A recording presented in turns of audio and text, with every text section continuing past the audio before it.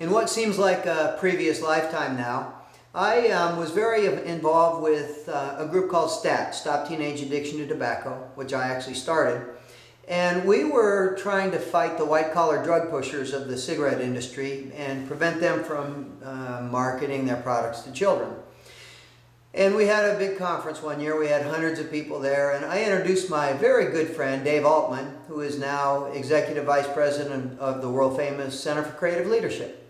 And I think very highly of Dave. He's a very hard worker, very committed man. And I introduced him as a fellow workaholic, as if it was some sort of badge of honor. And after Dave's talk, this woman came up to me, and she's clearly upset, and she said, "You talk about workaholism as if it's something good. It's an addiction just like heroin, just like cigarettes." And I never really thought about that. And she went on to say, you know, workaholics neglect their families, neglect themselves, She was right. Balance is the final cornerstone of purpose. And what it means is to have a sense of purpose, which is core action value number 7 in the 12 core action values. To have a sense of purpose, not just in your work, but in the rest of your life, to be balanced. I'm Joe Ty, CEO of Values Coach, former CEO of STAT, and your coach for this course on the 12 core action values. And today, let's talk about balance.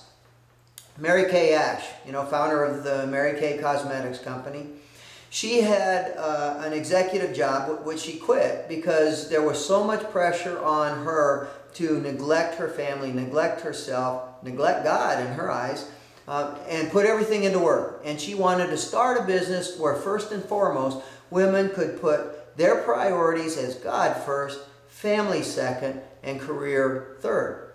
And paradox upon paradox, it was by putting career last that she ended up having one of the most successful and famous careers in American business history. When you are able to balance your life, ironically, paradoxically, wonderful things happen on the work front. Here's a personal example. If you're a longtime Sparkplug reader or a Plus member, you know that my favorite place in the whole world is the Grand Canyon. I write about it on my website and in my blog. I love the Grand Canyon. I have never, ever gone into the Grand Canyon carrying a briefcase. I consciously leave it behind.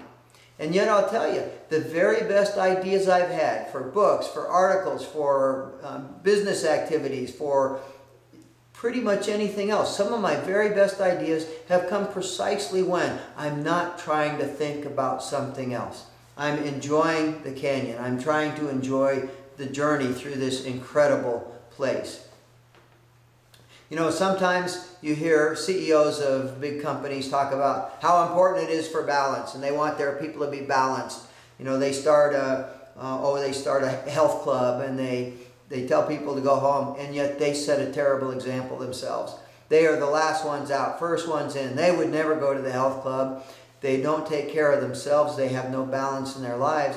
And they set a bad example. And over time, not only do they set a bad example of balance, over time, they themselves run the risk of becoming unbalanced. How about you? How much time do you spend focused on your work? Putting in FaceTime at work, even worse. What can you do to be more balanced in your life? I was working with one guy once. He wanted to start his own business. And he was scared to death. He said, that of course is a metaphor, and we've talked about the power of metaphors. And one of the things that I did to help him pull the trigger, another metaphor, he kept telling me that he wanted to get all his ducks lined up, another metaphor, and the only place I've ever seen ducks all lined up is in the grocery store freezer. Anyway, the way I finally convinced him to at least start the business on a part-time basis, and it was to go out into his garage with his little children and a set of finger paints. I told him, wear your suit, just like you would every day. Go out in the garage and make the biggest mess you can. Play, be creative. And that's what it took for him to break the ice, the stranglehold of fear that was stopping him from doing what he wanted to do, what he loved to do. And that gets me to another incredible paradox. The essence of creativity is play. In fact, my favorite definition of creativity is intelligence playing. Sometimes if you want to be creative at work, if you want to be creative in your life, you got to let go. You got to balance that work with some time for play. Let me wrap up with this thought. My friend Jim Autry has written some wonderful books on leadership, on servant leadership, on business, and very courageously he includes his own poetry in some of these books. And in one of the books he said this. He said, I spent my entire career as a publishing executive asking this question: how do I balance my life and my work? And he said, after I retired and started doing what I'm doing now, consulting, speaking, writing, he said, I realized it was the wrong question that I've been asking all those years. The right question is, how do I integrate my life and my work? Let me leave you with that question.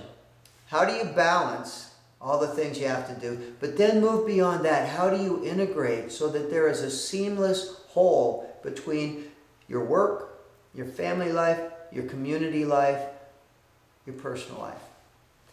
Okay, that's core action value number 7, purpose. Get ready, because next time we're going to start on creating vision. Core action value number 8. See you then.